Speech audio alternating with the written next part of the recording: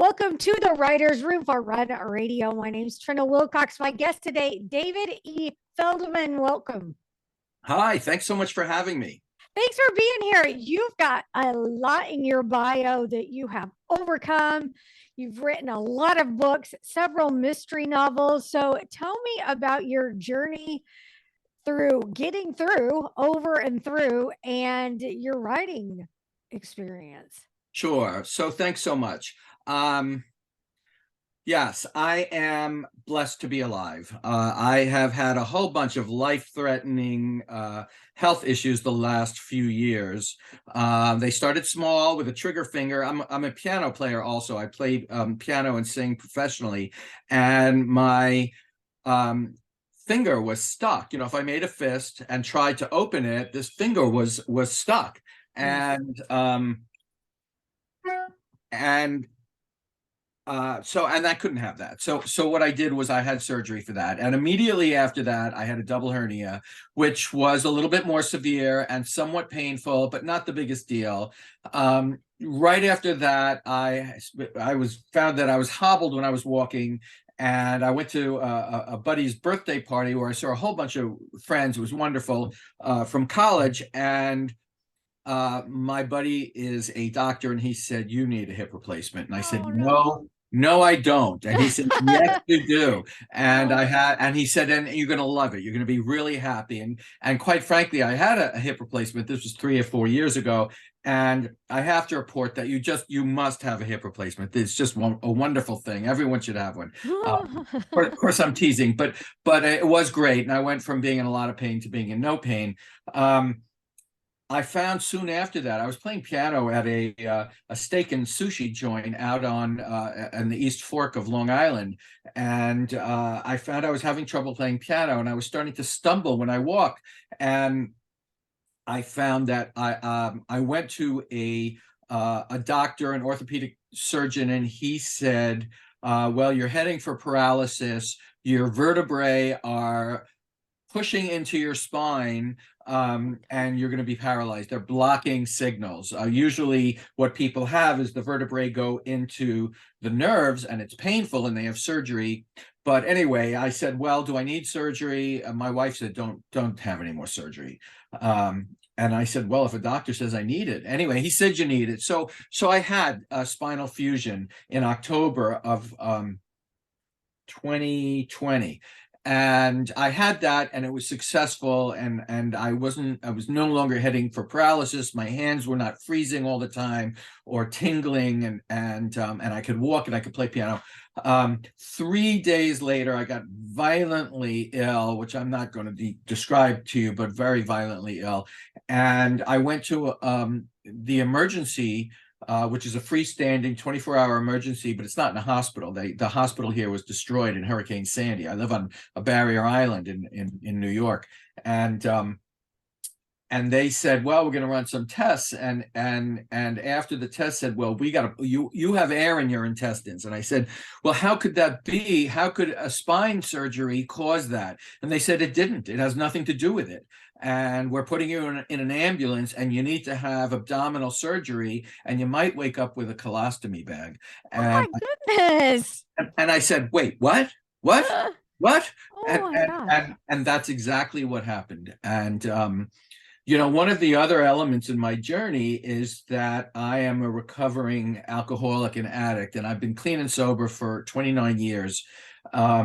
And that journey helped me to deal with all of these journeys, because the answer to all of that, and at least in my case, was spiritual. And what I thought when I was in the ambulance was surrender. God's taking care of this. And I'm not a big, preachy type of guy as far as God, but I was, that's how I got free of my addiction, was through spirituality. And I had that surgery, and I did wake up with a colostomy bag, and which they were able to reverse. They can't always reverse it. A lot of people with Crohn's disease and other diseases have to live with these things. And I lived with it for 3 months, and I dealt with it a day at a time. And you know what? Through all of this, I was writing books and I was giving some of these challenges to my characters, which really helps me to process what's going on with me. These things are overwhelming. And instead of running in circles and screaming and wringing my hands, I gave these things to my characters and I worked through them with my characters. I've also had issues with depression, which was worse than all of this stuff. And my main character in my mysteries has that. I have a couple of more health issues after that. The other was that I was heading for another hip replacement. I'm very glad I only have two hips. And um, I was supposed to have my other hip replaced last April, 9.5 months ago, 10 months ago. And the week before, you have to have all these medical tests. And the week before, I got a call from my doctor who said, it was the week, I'm Jewish, and it was the week before the Jewish holiday Passover. And he calls me and he says, "You have prostate cancer. Have a great Passover. Talk to you later. Bye." And so I now had to deal with that. And I was stunned and freaked out. And what am I going to do? And I can't have my hip replaced. So, they gave me the option of surgery or radiation. And I knew that whatever they do, and it's very treatable. Prostate cancer is very treatable. And, if they did nothing, I did a lot of research. And if they did nothing, my understanding is in 5 years, I'd be still 100% survival rate for 5 years if they did nothing. And they did something. I went for radiation because I knew if I had surgery, I was going to have my other hip replaced right after. So there would be more surgery. And I'm just so tired of lying on operating tables, looking up at these lights and having an anesthesiologist explain to me what he's going to do. I'm tired of it. So I had radiation. My numbers right now, I did have my first post-cancer test, post-treatment test, and the numbers are very good. Thank God I'm healthy today, and I'm writing like a fiend. I'm writing like crazy. And I had my other hip replaced in December 7th, and I'm fine. I can walk. I just went to visit my children who I met one of their girlfriends, and we had a wonderful time walking to the restaurant. And so thank you for asking. And I do want to say that for everybody out there, we get older. Today happens to be my 66th birthday. Happy birthday. Thank you so much. And things happen as we get older, and we have to deal with them. I mean, what's the alternative? We get old, or we don't. And so I process lives, and it's comforting to me. And I get emails from readers who sign on at davidefeldman.com, and they can get a free prequel there to one of my books. Also, book one of my mysteries is free anyway. And they tell me about their journeys, and I love to hear them, and I answer every single email personally. So and my book, I'll tell you about the mysteries if you like. And book 5 is out today. I released it on my birthday. Nice. I released the books on my mom's birthday, my dad's birthday, my birthday, my kids' and wife's birthday, my wife one. No, I was gonna say, you better fix that fast. Yeah. And I've been married for 36 years. It'll be 36 years, extremely happily. I'm one of these guys that I don't joke about my marriage because it's a gift. And God's been very good to me with my wife. So I'll talk about whatever you like. I can talk about my mysteries. You talk about all kinds of books here, or only mysteries? Yes, I like to talk about writers who have especially self-published and how they came to terms with deciding to go that route. I really encourage that for a lot of people when they feel like they're trapped because they're not getting the attention from a big publisher, because they don't always feel like that's the way to get your story told. Yeah. So actually, I'd love to say a few words about that. I grew up, I was kind of a bad boy. I was in trouble when I was a kid. I was, I had a big mouth, and by 3rd grade, I was talking back to the teachers and talking back to my parents, and I was in gangs, and I had tattoos when I was 14, and I was in trouble. But how I got my education was by reading. I read and I read and I read, and I started with science fiction. I loved Isaac Asimov, and I loved Robert Silverberg and Heinlein, and particularly Ray Bradbury, whose writing style I think I emulate a little bit. It has a very lyrical, it's almost poetic like writing style. And at least early on, I think I followed his writing in terms of craft. I also, as a teenager, or maybe a little later, in late teens, early 20s, fell in love with John Steinbeck. And East of Eden is probably my favorite book of all time. It's just a wonderful, wonderful book. It was Oprah's first book on her TV show. So I began writing, and a story fell into my lap when I was well, it was about 25 years ago, so I was maybe 30. Well, a little older than that. My uncle was in World War II, and he met Chairman Mao in World War II. And there's a picture of him with Chairman Mao. And that was a story. And he gave me that story to write and to publish. And I wrote that. And I began my day job is I've been running a marketing company for 30 years. So I knew at least a little bit about how to reach out to people in a way that makes sense to them. And I started doing that, and I got a publisher interested at the University Press of Mississippi. The editor there was a guy named Craig Gill. Craig Gill. And he's now the publisher. He's now the head honcho there. He became interested in the story. However, I showed the story to some of my uncle's Chinese buddies who in the 40s were in the Communist Party, and they were, kind of had leadership positions at that time in the Communist Party. And they read, one of them was visiting New York, and he read the book and he said, if you write this book and you have our names in there, we'll be shot. So I fictionalized the book, and he said he couldn't publish it. Another book fell into my lap, and so I published it myself. So and with one of the early, this was before Amazon. This is in 2001. I don't know if Amazon was even around then, but people were not, they certainly didn't have Create Space and Kindle Direct and that sort of thing, let alone Draft to Digital and Smashwords and things like that. So I went to the only company at the time who was doing this, and that was iUniverse. Okay. And I published the book, and I marketed it primarily through the Chinese American community. And I sold a bunch of books, and I got our local paper to write an article about me, and they did, and they put it on the front page. Someone locally read that article and called me and said, I'd like to buy you lunch and tell you about a story I want you to write. And I assumed it was another World War II story, which it sort of was. But anyway, I liked lunch. So I went out to lunch with him, and we went to the local Jewish deli, which I love, and he loved. So he told me a crazy story about a Christian boy who grew up in Germany and was in the Hitler Youth as a child, was in the Luftwaffe, obviously was fighting for the Nazis, and ultimately, very long story short, moved to Israel, married a Holocaust survivor, and lived in a kibbutz. And again, long story short, because I'd like to get to my other books that I'm writing now, that book I did sell to Craig Gill at the University Press of Mississippi, and they did publish it. And it was,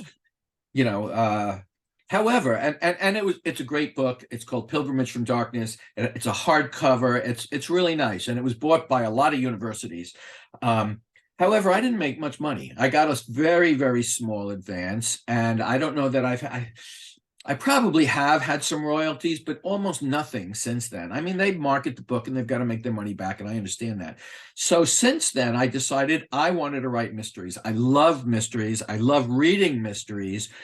I'm a huge fan of a lot of different writers. I fell in love with Lee Child's Jack Reacher books, which I love because I really have a thing about bullies. I don't like bullies. I don't like seeing people who are weaker, or people who push women around. My wife tells me that she says, you have no idea how women are treated in the business world.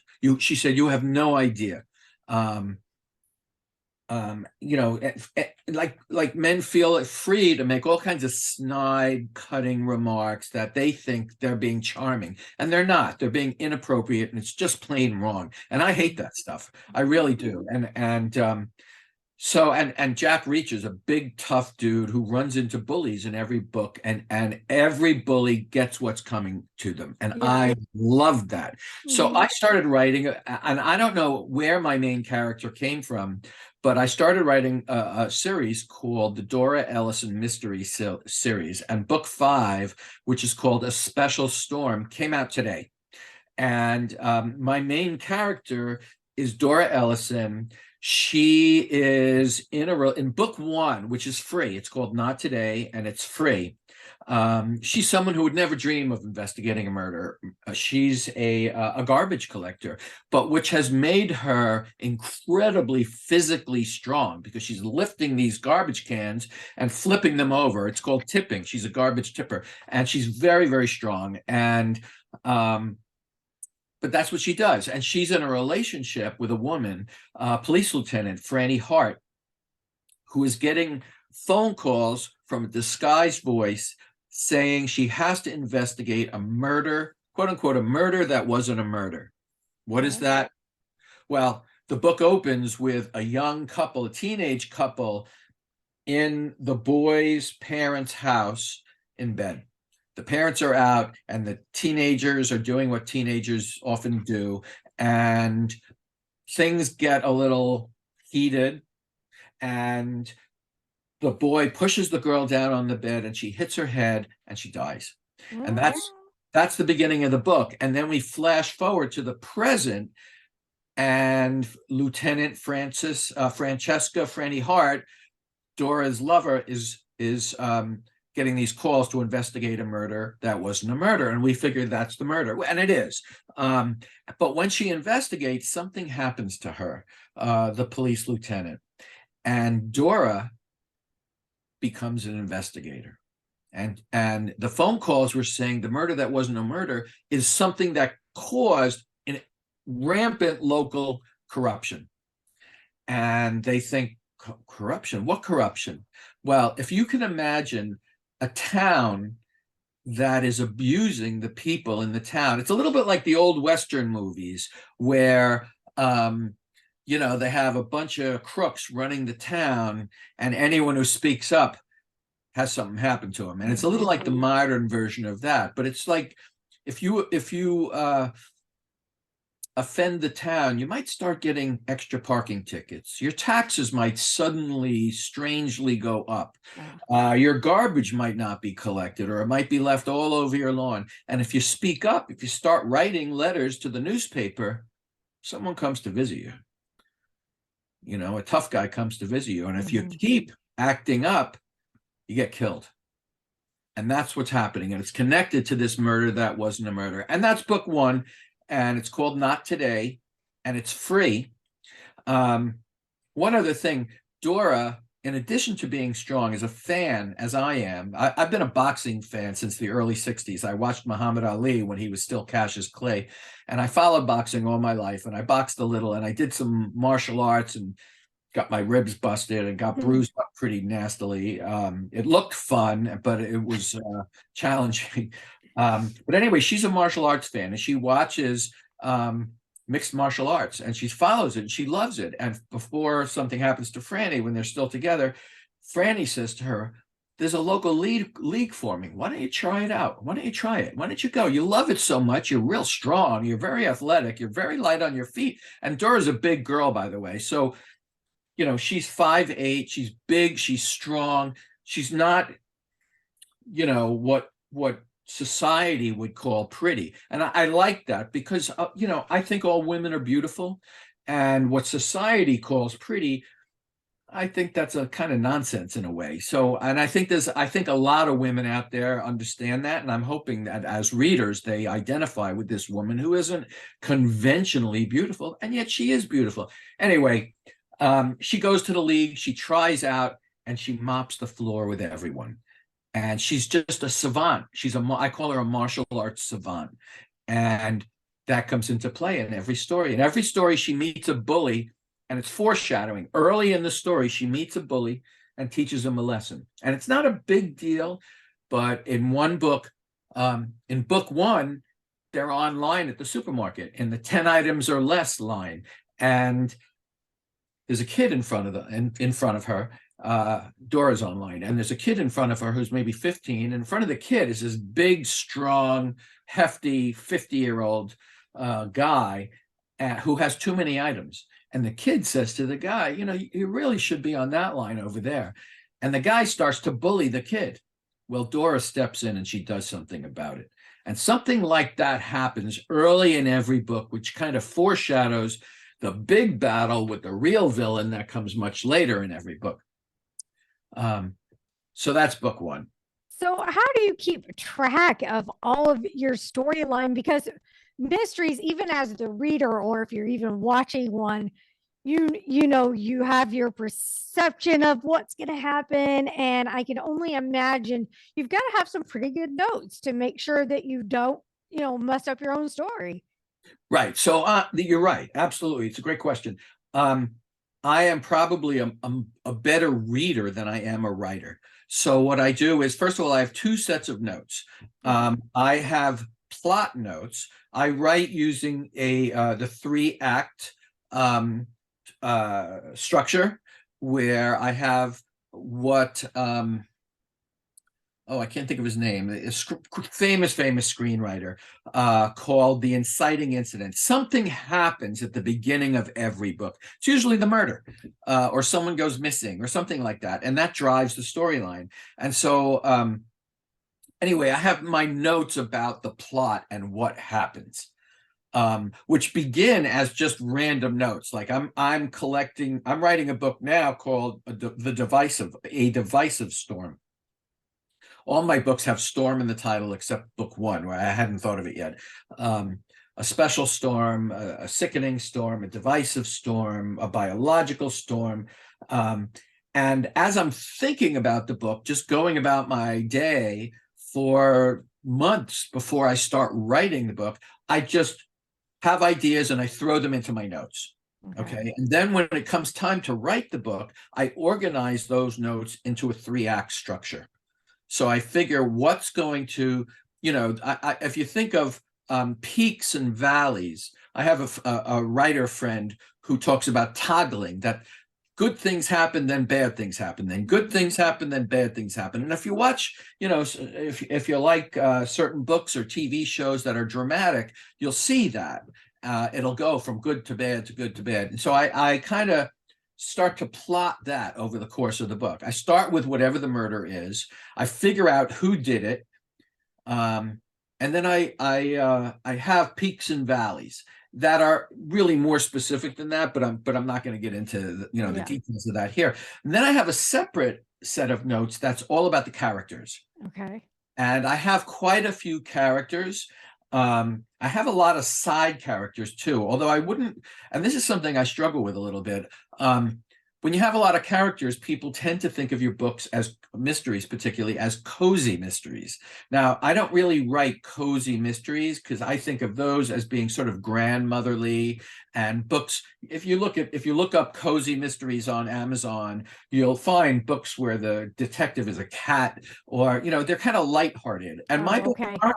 They're not lighthearted. They're murder mysteries, and they're dramatic, and there's humor in them, but not so much. They're really dramatic.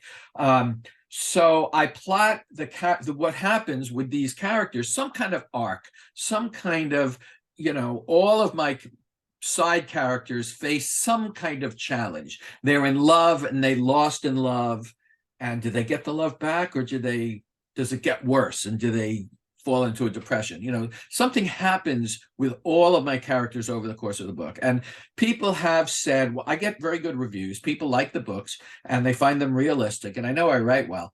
But a few people have said, you have a lot of characters, and I got a little bit of whiplash looking back and forth in terms of who's who. So what I did, and I had that with my most recent book with some of my beta readers, the people who read it through to tell me what they think of the book, with a special storm. So what I did was I added a cast of characters to the beginning of the book. So I have a list of my characters in the beginning of A Special Storm, and you can see who's who, and you can always look back and see, this is who Charlie Brunelli is, this is who Christine, and they're interesting people. Some of them are avid, one is the mayor, and she is an avid Christian, and she runs into situations that she finds challenging because of her belief system. Someone in her life is pregnant and really doesn't want to stay pregnant, and what do they do?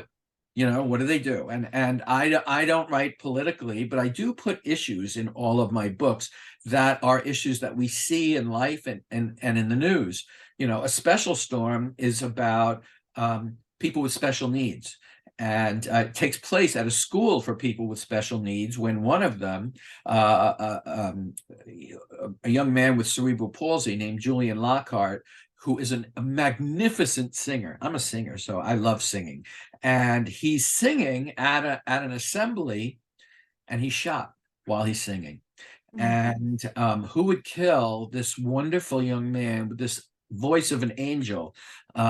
We have a lot of people with special needs in the book, and I enjoyed writing this. People with special needs are very close to my heart. I have a niece with extreme special needs who can't walk or can't speak, and she's 24, and she will need care every day forever. And people sometimes tend to look down a little bit upon people with special needs, and I think the opposite. I think they're better, because who did she ever hurt? She never hit anyone. She never, cast aspersions. She never gossiped about anyone. She never hurt anyone, and she's the happiest person I ever met. She loves to laugh. She loves to watch musicals. So I have these people, and they're just delightful, as opposed to some of the quote unquote normal people in the book who aren't so delightful. So so that's A Special Storm. This young man is killed, and what happens? And I have characters in my books who have children with special needs, and they're trying to figure out what happened. They had a little boy who seemed very talkative and did well in school when he was little, and all of a sudden he doesn't speak because he's autistic, and that just showed up. What do you do? So I have these issues. My previous book, A Biological Storm, is about people with different gender identities. We have someone is killed, and then someone else is killed, and we learn they're both transgender, and who would, someone is killing these people, and why. So when you're touching on topics like this, how do you do your research? Is it mostly internet search, or do you straight up, hit the ground and go talk to people, interview people, or what's it like for you to make sure you're getting it right when you're telling the story? Yeah, that's a great question. So it depends. Special needs, someone wrote me a note saying, well, gee, there's people with special needs in this book seem a little, I don't know, are they realistic? And in this case, they are, because they're based on real people. I know someone personally who, when he comes into a room, will say, hi, Jimmy, hi, Susie, hi, and say hello to everyone with just cheerful. And that's what he does.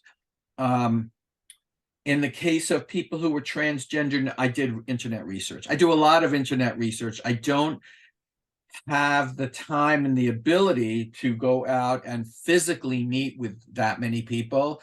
I'm writing all the time. Mhm.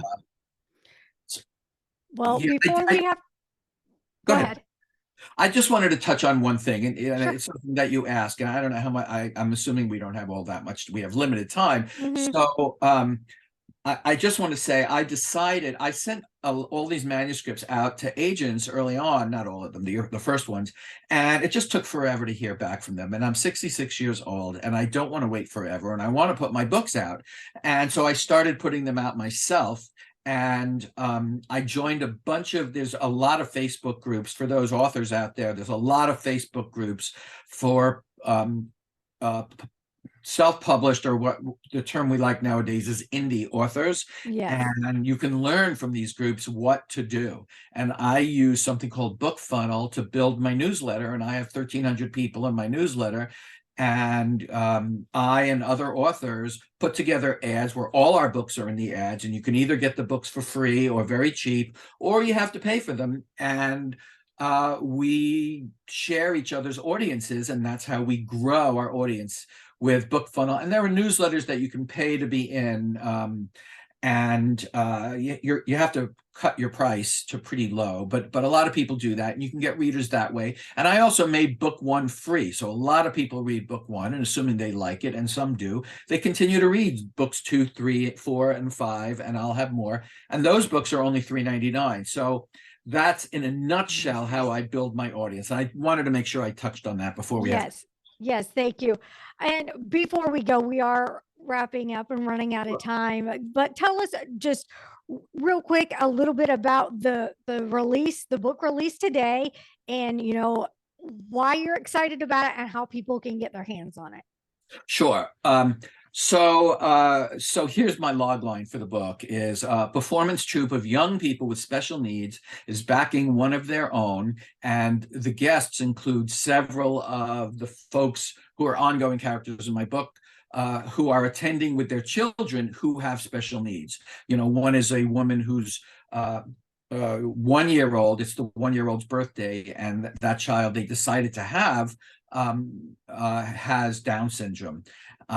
And she had to make that choice whether she wanted to have the baby, and she chose to have the baby, and along with someone else who has a child with special needs. And this beloved singer whose name is Julian Lockhart is about to sing his penultimate note. He pauses to sing the note, and a crack is heard. Blood spurts from his neck, and he falls to the stage, and pandemonium and panic ensue.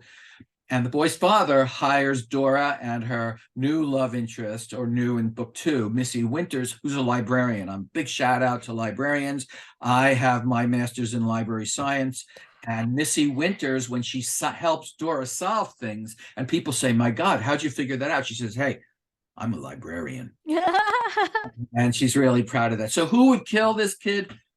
There's a lot of suspects, and all of my books can be found on Amazon. I'm David E. Feldman, and you can go to davidefeldman.com and you can see links, and you can get my prequel for free there and learn how Dora got so angry. She's an angry woman, and she grew up around violence, and you can learn how that happened by going to davidefeldman.com. Thank you so much for sharing your insight, your backstory, and come back when you're ready to release another book, and we'll talk about that too. Thank you so much for having me. I really appreciate it. Thank you. Have a great day.